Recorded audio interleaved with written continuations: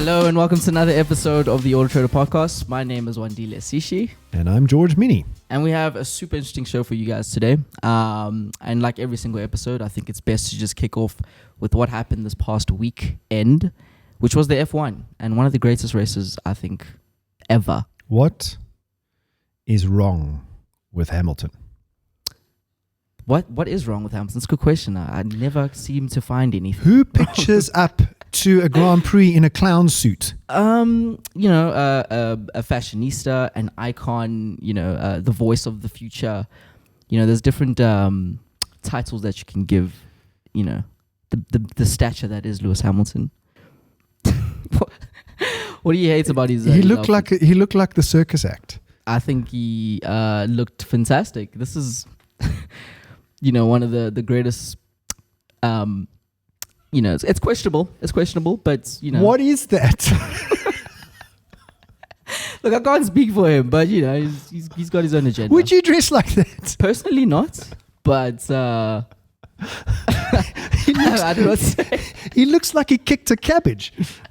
And the cabbage won. And the cabbage won. Yeah. Look, his fashion taste is questionable, but that's not what matters. It's what happens on the track, which is more important. But did you watch the Silverstone Grand Prix? Yeah, George? I did. What did you think? It was very interesting. Again, I think Leclerc got the butt end of the stick. For sure. My opinion, honestly, like jokes aside with Hamilton and his dress sense, and people can dress the way they want. It's fine. Yeah. My honest opinion is that I have less respect for science. Then Leclerc, or just in general? Just in general, because of his decision to win. Why do you have less respect for him in that scenario? Because he put himself above the team. Yeah, but he's an F1 driver who is. It doesn't matter. Still in play. What could have happened there is they could have got 1-2. For sure. Okay, and they didn't. They got 1-0. Because Leclerc came fourth. Yes. Okay. Whereas the two people behind both drivers ended up being on the podium. Yes. Now, what I think Ferrari, and I'm not sure, I haven't read whether this has been spoken about yet, but my sense from watching that race was on that starting grid, Ferrari knew that Sainz had the better tires, right? Yeah. And that he could quite easily keep Hamilton and Perez behind him. Yeah. Okay. Yeah. So they said keep a 10-car length behind Leclerc because they knew Leclerc wasn't fast enough on those tires, right? So all you do is defend. You use those tires to defend. Get the 1-2 for the team. Get the 1-2 for the team. Ferrari gets more constructors' points. Leclerc is the leading driver between the two in terms of points at the moment. It makes team sense. Team sense, for sure. Absolute team sense. Yes. I'm not so sure Ferrari's happy with him. No, they're not. I don't know if you saw what happened after the race, but afterwards, the Leclerc side of the team didn't want to celebrate initially didn't want to celebrate with Sainz. Yeah. As a result of that. But at the same time, this is the first time that Sainz has won a race. Doesn't matter. It doesn't matter. He's not a team player. That's what he clearly said is I am not a team player. Yeah, I mean, it's going to be emotional for anybody in that position, but I think from where he comes from, I'm not mad at what he did. I think it's important for him to make a statement that, I'm not just the secondary driver, and I also deserve He is a chance. the secondary driver. For now. He got lucky with those tires. If you put him and Leclerc on the same tire in that race, Leclerc would have kicked his behind. Once again, though, I don't trust Leclerc at all. I think he doesn't convert enough for me to give him the respect. People finding me again. It's my sister. I don't give him the respect that I think a lot of people do, just simply because he doesn't convert enough. Leclerc. Yes. No, I mean he's still a bit of a rookie in terms of. Let me just tell this human that I'll find them back. Sorry about that. It's like everything, with Apple, everything rings. Yeah. And the watch, the works. My watch is ringing, the iPad's ringing, the phone's ringing, and I bet you my laptop's ringing on the other side of the office there too. Anyway, I kind of tend to agree with you that Leclerc is still a bit of a rookie, but I think he's better than Sainz. Yeah. In terms of, if you had to put the two drivers side by side, he outpaces Sainz every single time. Look at the qualifyings. Look at the race itself. No, you're right. You're right there. For sure. He keeps outpacing Sainz. Yeah. And I think Sainz made a mistake. He should not have done what he did. Let's see what happens. I think the season's still going to unfold. But additional to that race, I think we saw one of the greatest examples of car safety. So I don't know if you saw the scene, but this is sourced from the F1 channels on YouTube. Let's have a look. And this was basically the crash, and you can just see, how far the cars have come since since F1 started. But it's incredible. Whoa. It's incredible to just see how. Okay, so let's just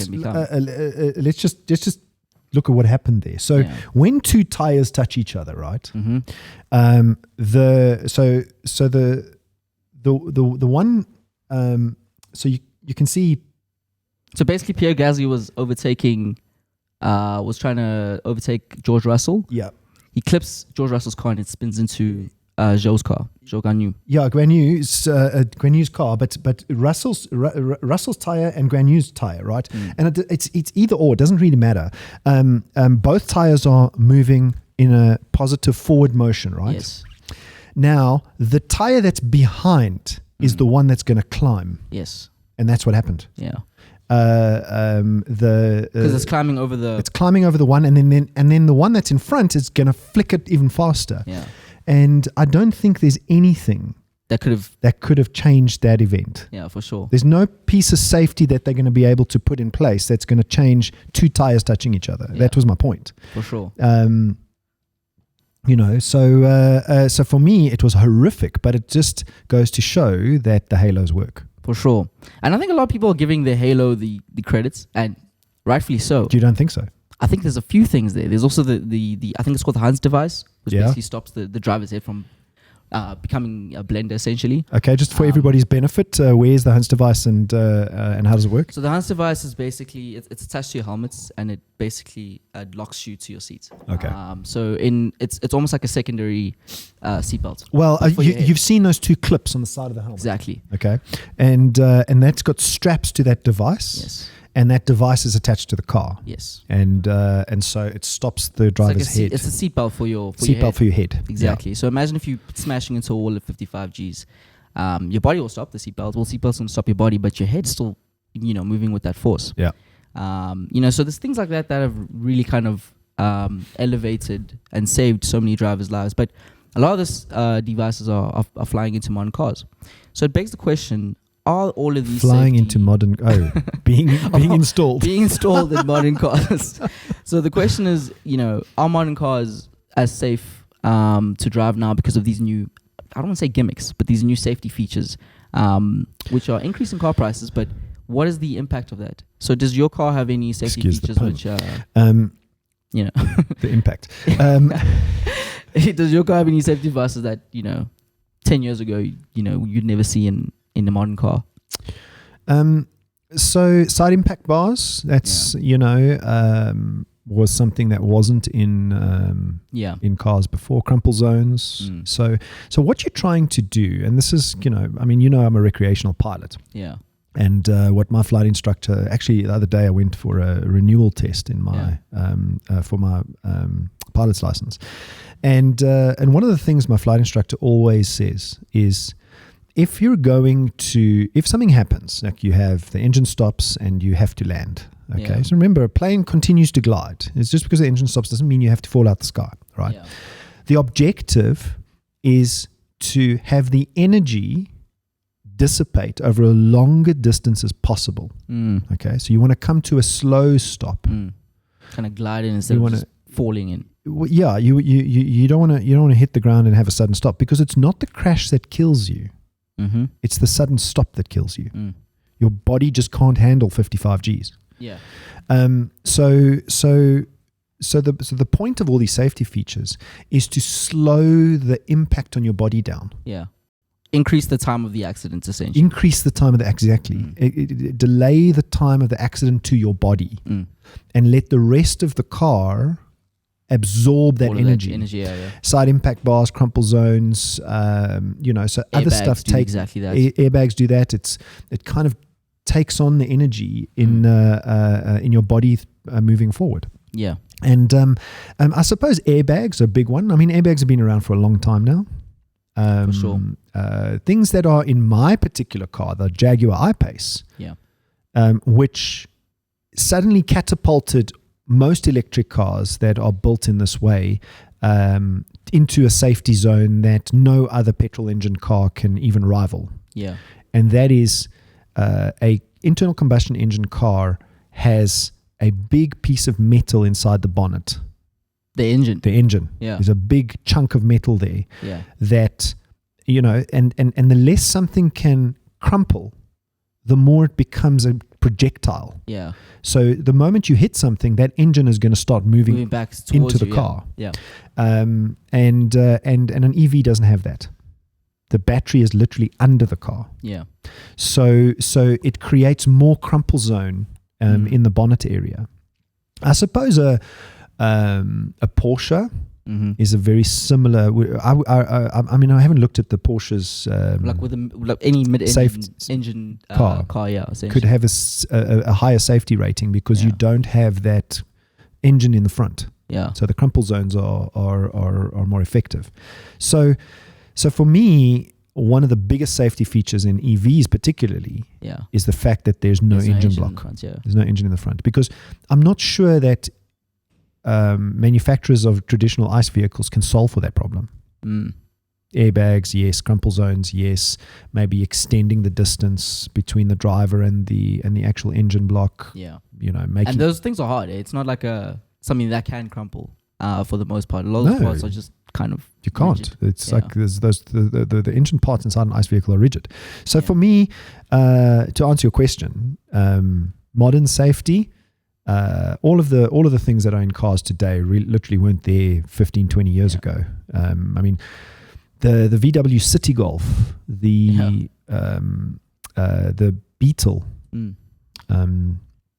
the Toyota Taz, those were incredibly dangerous cars. Yeah, just simply because these features were not there. I mean, my first car that I ever drove was a Toyota Taz, and it had no power steering, for instance. Well, that's not a safety feature. It's not a safety feature, but it's small things like that which really change the experience. And these safety features now, change the experience of an impact or a crash. Exactly. And it's the difference between sometimes life and death. Think about this. Steering wheel. Yeah. Right?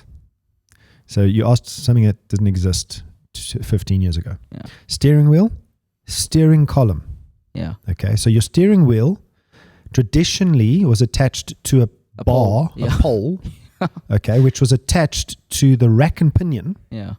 You didn't know I knew what a rack and pinion was. No, I do. Which was attached to turn the wheels. Yeah. Okay.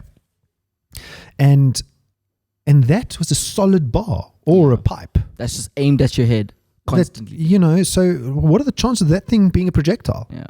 Now with systems like drive-by-wire, where you do not have potentially this pole that extends through the car, So modern cars and electronics make for less rigid parts, I think, that are there to become projectiles. No, agreed. So there's actually been studies done on this, and essentially advanced driver assistance aids, they have reduced bodily injury by 27%, up to 27%. And claims have reduced by 19% since they've been around, which goes to show you just how much these help. I think one study said that 50,000 crashes could have been avoided as a result of this. 50,000 a year, which is... In which country? In the US. In the US, yes. Okay. The study was done in the US. But, I mean, that's a substantial amount as a result of these driver aids. So next time when you're buying a car, I think it's important to not see this as an additional cost to the experience, but rather something that could potentially be the difference between. I would say, take safety features over entertainment, aesthetic features. Yeah. But people don't do that. People generally will go for something that looks nice rather than a safety feature in most instances. And people are very aesthetic human beings, for sure. By and large, they want a cool car. They want one that looks slick. Rather than one that can save your life. One of the most impressive ones that I've seen, I think we have a video of it, is Volvo's braking system. So I don't know if you've ever seen the braking system on a truck. Let's have a look. Of how basically that, could potentially save your life. And in this particular instance, I think it was a school bus. So the school bus had basically stopped on the side of the road, and kids were moving around about trying to get across the road. But now they can't see on their blind, I guess the blind spot, because the bus was busy blocking the way. They couldn't see the truck coming. And it just basically saves this child's life who's trying to cross the road. Let's have a look. It's quite simple. Just kind of read the situation there. Did the truck do that, or did the driver do that? Both. Both were working in conjunction there. Basically the truck could see before the human could, and he assisted in stopping the truck with the driver aids. But it's small things like that which you don't really take into consideration. I mean, most cars today have emergency braking. My EV has emergency braking. So and pretty much similar to what that was, where the car will slam on brakes for you. Yes. And it particularly works in my Jaguar when you're using the adaptive cruise control. Yeah. If a car slams on brakes in front of you, I've already had a situation where the car braked before I would have. Because of the regenerative braking. Is that always on? No. Or was that not because of the regenerative braking, because the car saw. Just reading. Yeah, the car read the vehicle in front of me. Yeah. Slamming on brakes before I read it. Is the regenerative braking always on? How does that work? In my car, as soon as you off the accelerator, it's already. Well, when you're using adaptive cruise control, all of it's working together. Yeah. So regenerative braking is on all the time in the I-Pace. You can turn it to be lighter or heavier. Yeah. I've got it on maximum all the time. Yeah. Some EVs you can turn off totally. Does that impact the what's it called? The range at all? Yes. Of course. Yes, of course it does. It doesn't recharge the batteries if you got it off. True. So regenerative braking by itself is not necessarily a safety feature. No. It's more to charge the battery than anything else. But the nice thing about regenerative braking is when you take your foot off the accelerator, you're immediately braking. Whereas I've always thought it in an ICE vehicle, it takes you a millisecond to move your foot from the accelerator to the brake pedal. Yeah. In an EV, that time is not there. Because it's already slowing down. It's already braking. Yeah, I mean, these safety features are around. So the next time you buy a car, just check out what your car has, because it could be, for peace of mind, I think it's important. Anyways, moving on. So I don't know if do you listen to music in your car?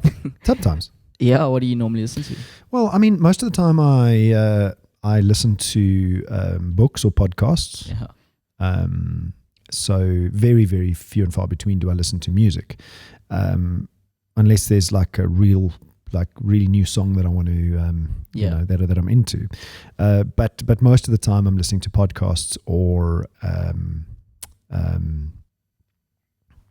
a book or some audio. I like talk radio, that kind of thing. Yes, that's me. I love talk radio. So I'm not a massive car music listener, if that means anything. But if I was, there's if you follow a gentleman in South Africa, this you got to go get his book. Richard Sutton's books are absolutely amazing. He wrote a book called Stress Code. Yeah. Okay. I'm currently reading it. I think you're currently reading it. Stress Code. Yeah. And part of de-stressing is actually listening to music, upbeat music. For at least, I think it's in the book he says 15 minutes. If you listen to upbeat music, actually activates what's called your vagus nerve. And so it's really a good de-stressor. So sometimes, listening to music in the car, I like to do because of that. Outside of what Richard Sutton says in the book, there have been additional studies to kind of substantiate that. But essentially, music can impact three things during driving: your mood, your performance, as well as your attention. So obviously, mood, depending on, is it an upbeat song, is it a slow song, will impact how you're feeling when you're driving. With regards to attention, that's where I think it starts to blur the lines. So depending on the song, your attention could be deviated from just driving, because you're paying attention now as well to the song and to the lyrics. To the feeling. I think it all stems from your mood. I stand to be corrected, but I read something years ago. They did a study in a gym, and they played different kinds of music, and then they observed the people in the gym. I can. And when they played heavy metal and really like hard music, people started throwing the weights around. In the gym, like dropping it on the floor. I mean, not being aggressive, but their behavior with the weights changed. Their relationship with the weights changed. They're just jacked up and pumped up right now. Like throw the weight down and pick it up, and So I definitely think attention would stem from mood, and music is a mood changer for sure. And then performance is the last thing. So they did a test when this wasn't driving; it was people who were playing a driving video game, to see how the music impacts their lap times. And the faster the song was, the higher the tempo was, the worse they did. Just simply because their concentration is now focused on driving to the beats instead of kind of cruising. So the music that you play in your car does have a significant impact on your driving experience. I mean, listen, in Richard Sutton's examples, you've got to listen to upbeat music 15 minutes at a time. But there is also something to be said with calm music. Because the moment you calm down and you drop your heart rate, you fall asleep. Well, no, besides falling asleep, you're able to take in more of your environment. Okay. Because your peripheral opens up, you start to notice things around you because you almost slow down. So I would say there's benefits to both upbeat music and calm music. Yes. I mean, I'm not suggesting listen to Beethoven, but unless you're into that. But essentially, I think to summarize that, the safest tempo is between 60 and 80. So that's kind of the safe zone between I'm not falling asleep and I'm not super jacked up on, this dubstep that I'm listening to. It's interesting that it's between 60 and 80 because your resting heart rate is around that. Exactly. And that's exactly tempo. Why. It's kind of your most concentrated tempo is around there. Well, it synchronizes, I suppose, with your body then. And that's exactly why, So I suppose under 60, that's the sleep zone. There's a few songs that have been spotlighted for that. Well, I mean, I don't like listening to depressing music. It doesn't do anything for me. There's a few songs on the list which have been suggested, such as Cry Me a River by Justin Timberlake. Everyone loves that song, so listen to that. And there's some Drake on there as well. But maybe in the description we'll just post those top 20 best or safest songs to listen to within that tempo. Within that tempo. Interesting. I want to go and make a playlist out of this and see how it impacts your driving. Well, no, I want to see how it impacts my driving because I suppose you won't know what you won't know. Yeah, true. You got to be observed from the outside. Exactly. Well, we're running out of time, but before we leave, so something that's quite topical right now is load shedding. So I wanted to know, with regards to load shedding, you're an EV driver. So I wanted to find out basically how load shedding has impacted your driving experience. And I think the first thing I want to know is, has there, even been an impact on your driving experience as a result? So no, it has had zero impact on my driving experience, and I think I know what you mean. But driving the car during load shedding is, well, let's not necessarily the driving experience, but the ownership of an EV vehicle. I get you. So yes and no. Yeah, it's winter, right? Yeah. So what I have noticed in my solar installation in my house, is the photovoltaic panels reduce their output by up to between 20 and 40%. As a result of being cold? As a result of winter. Okay. I haven't dug into the reasons why, Yeah. but as a result of it being cold, Yeah. I'll give you an example. I have the ability to generate roughly 20 kilowatts out of the panels. Yeah. Probably 18 if, on a really hot, sunny summer's day. Mm. That's the capability of those panels.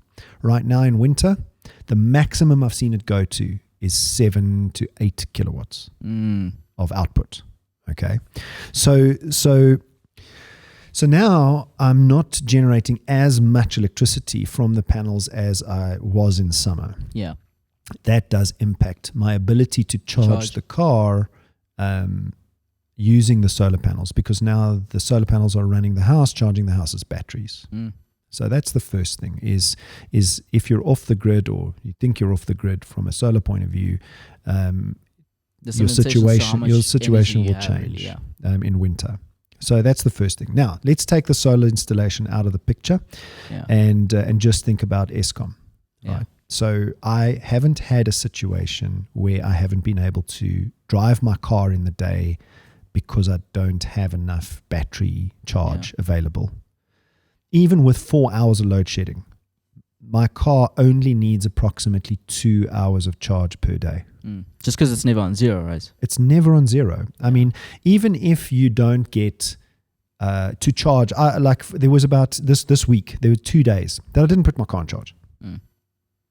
And you still managed to get through the week without a hiccup. I came to the office this morning, and I think my car is on about 50% charge. And that's fine.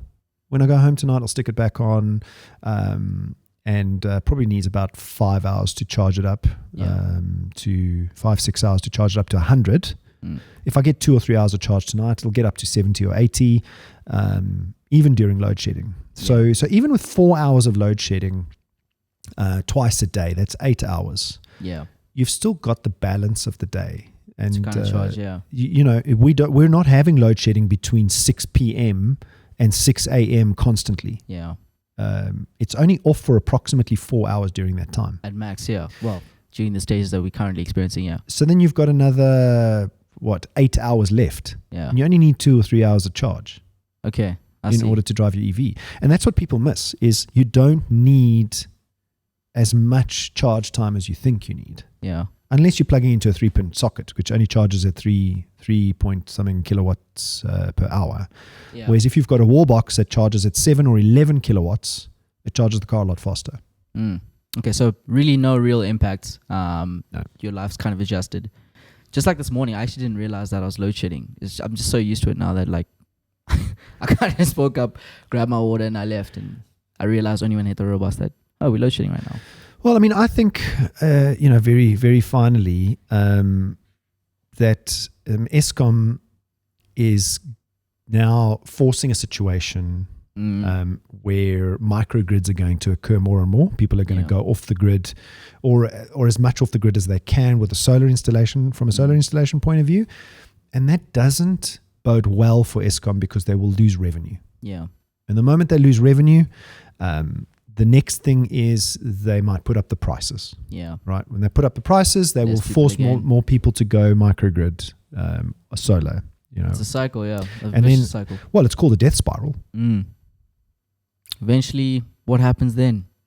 I don't think the government will allow Eskom to fail, hopefully, because we need Eskom. Yeah. I've got an off-grid system at home, and I've still now, because of the reduction in winter, because of load shedding, I have to use Eskom to charge my car some of the time. Let's see what happens, but hopefully it doesn't get to that point. That's pretty much all the time we have. Thank you, George. Been good. Yeah. Go Leclerc.